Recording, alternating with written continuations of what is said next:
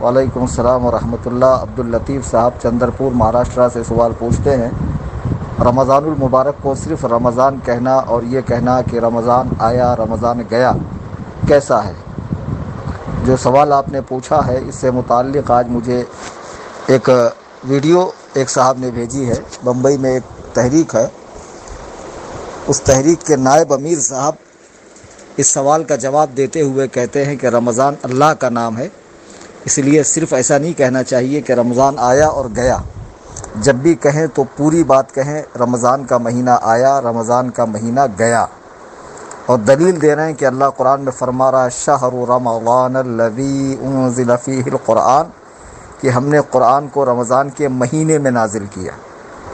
تو یہ دیکھ کر مجھے بڑا تعجب ہوا کہ جو لوگ عالمی پیمانے پر تنظیمیں اور تحریکیں چلاتے ہیں، ان میں غیر عالموں کو اتنے بڑے مقام پر کیوں رکھا جاتا ہے، اور وہ اس قدر غیر محتاط کیوں ہوتے ہیں کہ بولتے وقت ان کو شرعی نزاکتوں کا احساس نہیں ہوتا ہے۔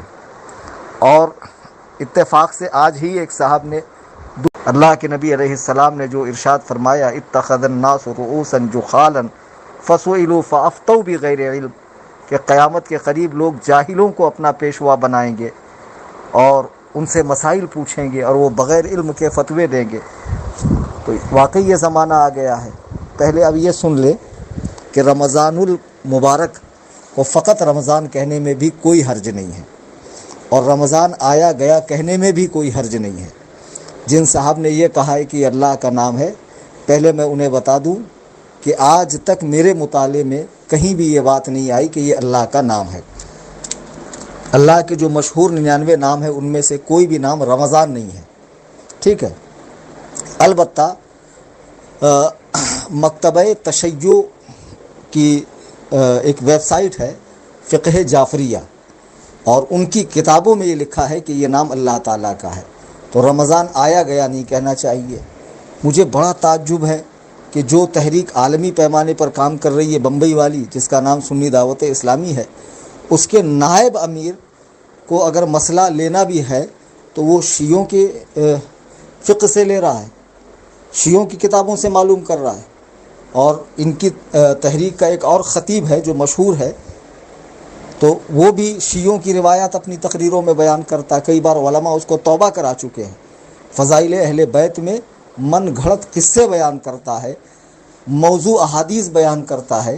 یہ لوگ علم سے اتنے کورے ہیں اور علماء کو اپنا دشمن سمجھتے ہیں۔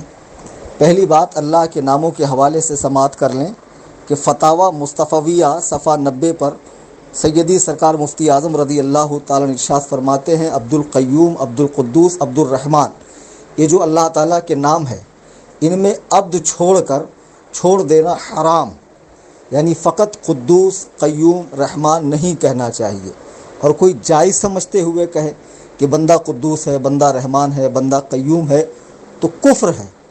بتائیے لوگ کتنے غافل ہیں ان مسائل سے۔ اللہ تعالیٰ کے کچھ نام ایسے ہیں جو صرف اور صرف اللہ تعالیٰ کے لیے ہی استعمال ہو سکتے ہیں، جیسے رحمان، قدوس، قیوم وغیرہ۔ جب بندوں کو ان ناموں کی طرف ان ناموں سے منسوب کیا جائے گا، پکارا جائے گا ان ناموں سے منسوب کر کے، تو عبد لگانا ضروری ہے وہاں پر۔